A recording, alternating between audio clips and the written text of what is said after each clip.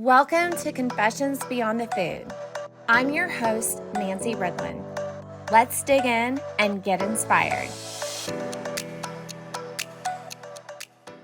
Hi, welcome back to Confessions Beyond the Food, where I share the real, unpolished truths I've learned about being a woman in food service, sales, and entrepreneurship. I'm Nancy, and if there's one thing that this journey has taught me, it's that success is not just about strategy or a good business plan. It's about staying rooted in who you are while navigating spaces that weren't always built for you. These are my top 10 lessons, some hard-earned, some surprising, and all deeply personal. From embracing your natural strengths to confronting bias and learning how to lift other women up along the way, this isn't a list of theories. It's just a roadmap I wish I'd had when I started 25 years ago.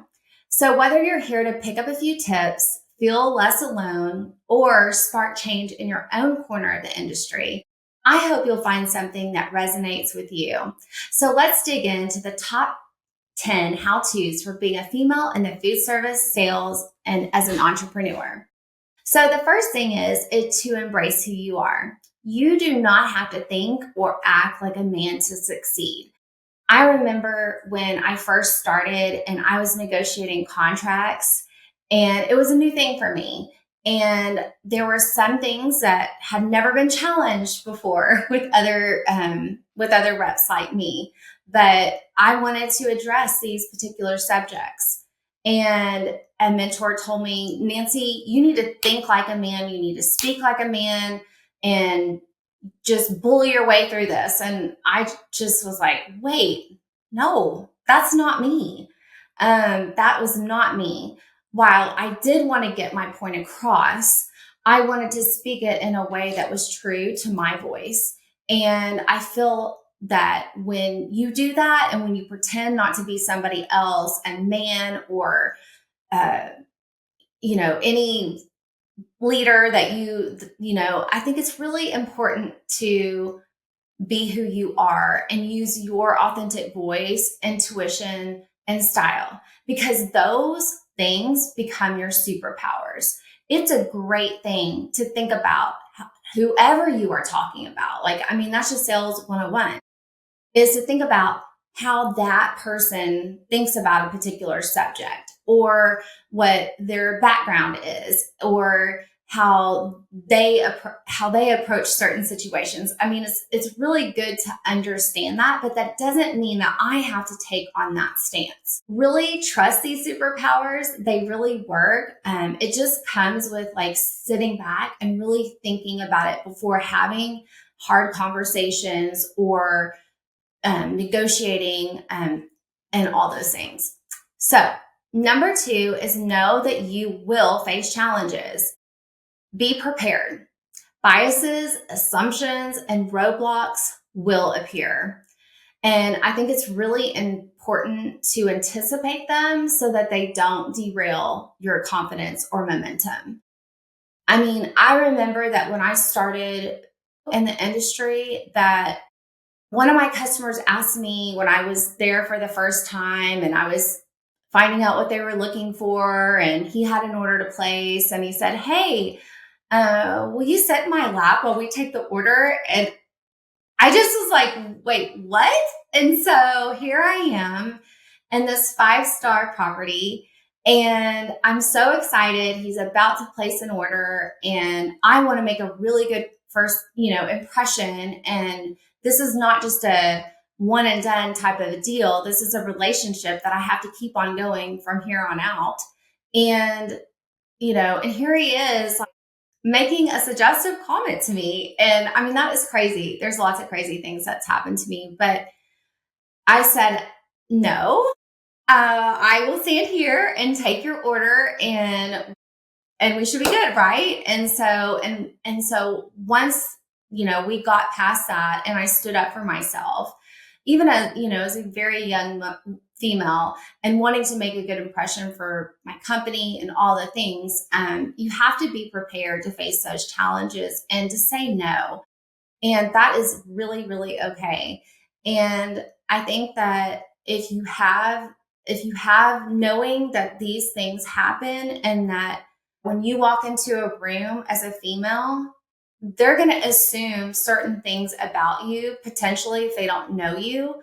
And so understanding those biases and what could be roadblocks, that way you can help navigate those and have really good confidence and build momentum as you go. And you would think by 2025 that we wouldn't have these challenges still, but we do. And it's just still there. And unfortunately, it's sad, but it still happens. So there it is. Number 3, understand communication perception. So what you say and how you say it may be heard differently coming from a woman. So when I say something, it may appear to, I may stand up for my company and come to a client with a grievance. Sometimes I can tell that they have viewed me as being whiny, that I'm complaining, that I'm just adding something to their to-do list, almost like a wife, that I'm complaining, that I'm whining, but I'm really coming with a serious grievance to them and giving them the facts. And it still looked that way. And it's just going to happen. That's just going to happen. And so I think it's really important when you say things to really think about it before you come, to your employer or a client with the facts and speak in facts and put your spin on it. But it's really important to lay out the truth, especially if you are viewed like that. And you know what? I'm just going to say it. It's not fair. It's just not fair, because Joe next to me could say the exact same thing. And they're like, wow, great suggestion, or we'll work on it, but I do not get that luxury in a lot of things that I do. And it's super frustrating. And so that is just something that I have continually have to remember, to think about how I want to say it and communicate it, while staying true to myself. The next thing that is very important is addressing harassment and microaggressions head on. So back to the story about a guy sitting on his lap. That is a bing, bing, bing. That's major sexual harassment in the workplace. And so I was able to turn it around, and he became a really great client of mine over time and really respected me after I earned my, feather. There was another time not shortly after in my early on career that a man, one of my clients was, sexually harassing me, like sending me notes, like sending me crazy emails. And I didn't tell anybody because it wasn't bad, but I was really, really uncomfortable. And I felt like it's almost like being in an abusive relationship or being it's like the frog putting in a pot of cold water, and you just keep turning it up, up, up, up, up. And the next thing you know, you're boiling. The next thing I knew in that particular situation, he had backed me in a walk-in cooler with nobody around him. And I had a knife literally in my purse, like work bag. And it was like a steak knife or something that I was showing, but I had it as protection because I was that scared of that guy. I didn't pull it out or anything, but I finally was like, this is enough. I have to tell my VP of sales. And she just did. No questions asked. She said, we will not call on that customer. And they spent a lot of money with me.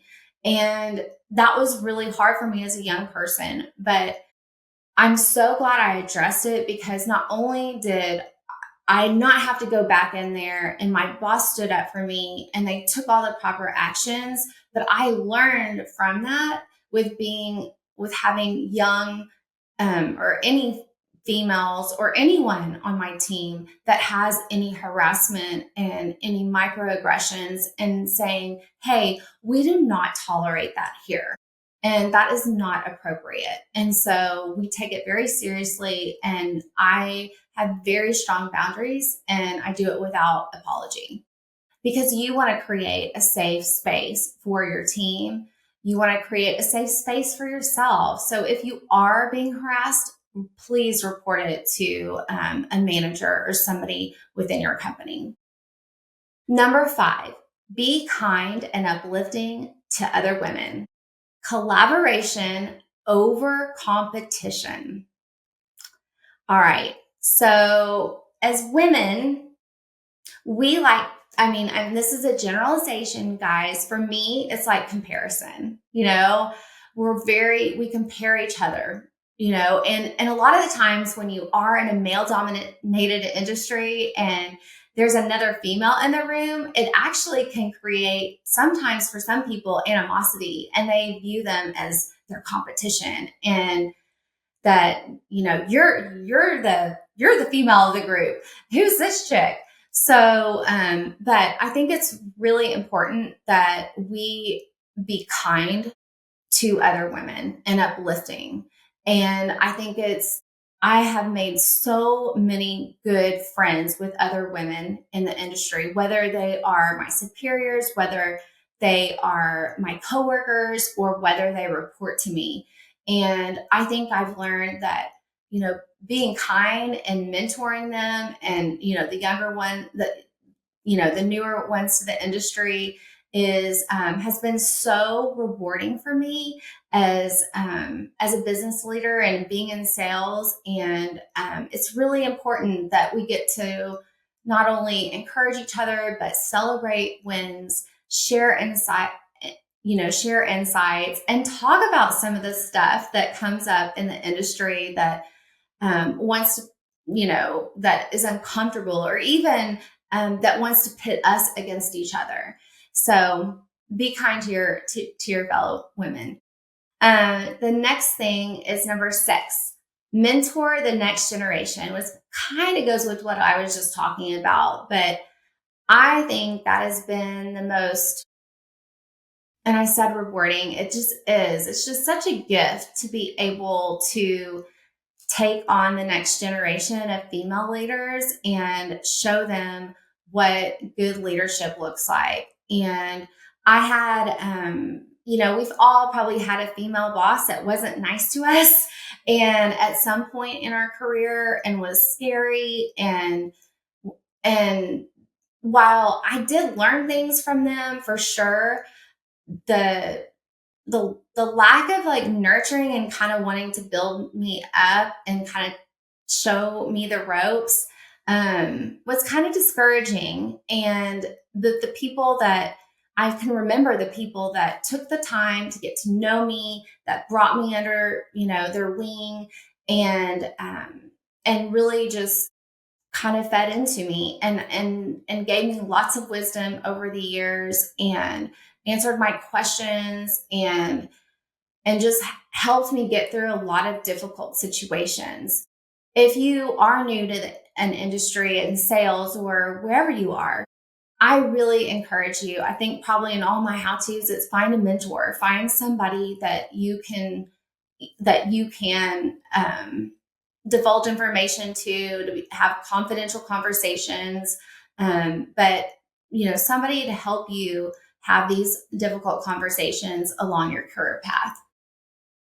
Number 7, do your homework on company culture. So before joining or partnering with any organization, I think it's really important to research how they treat women at every level.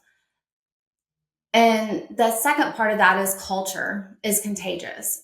And so we had a situation that we were interviewing with a client, back when we first started our business. And one of the things that he asked us in our interview, because he was interviewing myself and my business partner, is, what do your husbands do for a living? And I answered the question, and I And my business partner answered the question, and we both were like, wait, are you asking like who takes care of our children? And he's like, yeah, I'm kind of wondering if you have childcare. I seriously wanted to be like, hey kids, come out from the back. They found us out. We've got a daycare back here in our showroom. It really floored me. And this was a very large company. And I couldn't believe that, and this was one of the top leaders of the company. And I could not believe that that was a question that people ask. And maybe that's just, something that he, just doesn't know any better to ask that question. But it really was uncomfortable. And actually I wanted that one. I wanted to sign that client, even though it wasn't a match culturally, because it would have just been the most awesome. It was a great factory. However, it did not work out. And looking back, I'm glad it didn't. And just because I think that it wouldn't be a match culturally, because we have a lot of women on our team, but I think it's really important to look how they view women, how they treat women around them. Do they have women in leadership? And that could totally be changed. So don't count anybody out. But I think it's really important on how they treat women at every level, because culture is truly contagious. So the number 8, confront bullying tactics. So if a man is trying to undermine or intimidate you, respond with clarity and professionalism. So when you are being confronted by a bully, if you don't know what to say, I just recommend just saying, listen, I need a second to think about this. Can we put a pin in it and I'll come back? If it's just out of the blue. But if you know that you are walking into a situation where somebody is a bully, I think it's really important to have your case ready to go. What are the facts? What are, document everything, dates, timelines, whatever it is that you can give yourself, feel confident in facts, not emotion, and just to have that conversation. And also to just know when to just totally bow out, or if you are able to escalate that situation to their superior. So, you're going to run into bullies. Women, men, whoever, all the time. I think it's really important to know how to talk to a bully. If and also don't be a bully, please. But know how to talk to a bully, but also know when, hey, this person is not going to change their mind. They are firm in their thing. It's like you need to cut the conversation, walk away. And my mom always says, do you want it to die here? Do you want to die on the hill? And that's going to be your call you have to make. Number 9, leverage the unique strengths women bring. So the thing I love about being a female is that we have an empathy, I think, that I think is really special, that we really can read a room. And I've seen so many times where, and men and women, they'll come in the room and they just kind of blah, puke out all their sales pitch, or address a concern, or talk to people and their employees. And it's just like speaking at them and not listening, not gauging the room, not adding any finesse to it. It's just like blah, sometimes. And that is, and that works for some people, but as a female, I think that's one thing we do really well, is like we can walk into a room and see what's happening around us and know that, hey, that guy looks really busy right now. I think I'm going to I don't think I'm going to come in and start vomiting a 15-minute spiel. I'll probably come in, say hi, and try to catch them at a different time. But empathy is something we really do well. I think we do resilience very well. We can get smacked down, but we get right back up. Adaptability, I think that as a female, females were very adaptable and in different situations and different personalities in certain situations. And these aren't just like soft skills. These are very great traits that drive lasting success. So definitely figure out what your strengths are. Again, female or man, figure out what makes you unique and really use those as your superpowers. Number 10, advocate for equality, not revenge. So avoid reverse discrimination. So I think it's important to do unto others as you would have done to them. And so you want to model the inclusive culture that you want to see, and never assume that men are your enemy. We do not want to punish a man for being a man or want him to think, want him to be inauthentic to who he is. So just like we want to have our voice, we need to let men have their voice. And the cool thing is that when you get men and women together, ideas flowing, and just without abandon, not worrying about what other people are thinking, you come up with some incredible ideas and collaborations. And so I just, I really enjoy working with men, and they're amazing. I'm married to a great man, and he knows how to bring me down like 10 levels. And, but I really want to really stress that, we all have our bents. We all have our weaknesses. We all have our strengths, and we all are gifted uniquely. And so we don't want to hold that against, the opposite sex. And what we want to do is try to lift them up, find those unique qualities, find ways that you can connect with them at the same level, without sacrificing on either side who you are. And just be proud of who you are. And, obviously we're all not perfect. We're not perfect at all. And there's room for improvement for everyone. And so I just think, overall, being a female has been really, really fun. But it's also, been challenging.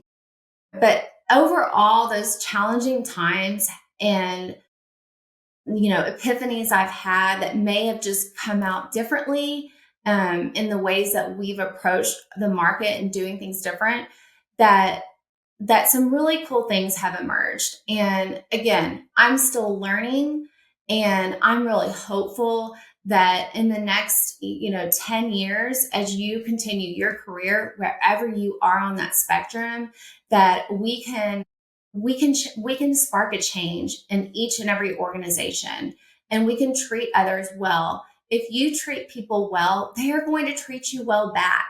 If someone is if you're in a position where you're miserable and you're constantly beaten down, then it's time to go. Try to, find somewhere else, or, advocate for change. Talk to a mentor. There's so many things that we can do to be a part of the solution. And it takes both sides, men and females. So I just want to thank you so much for joining me today on my podcast. And I hope you will tune in to our next episode. For more inspiration, follow our social media at W3 Sales. Please like, comment, and subscribe. All the things. We would love to connect with you.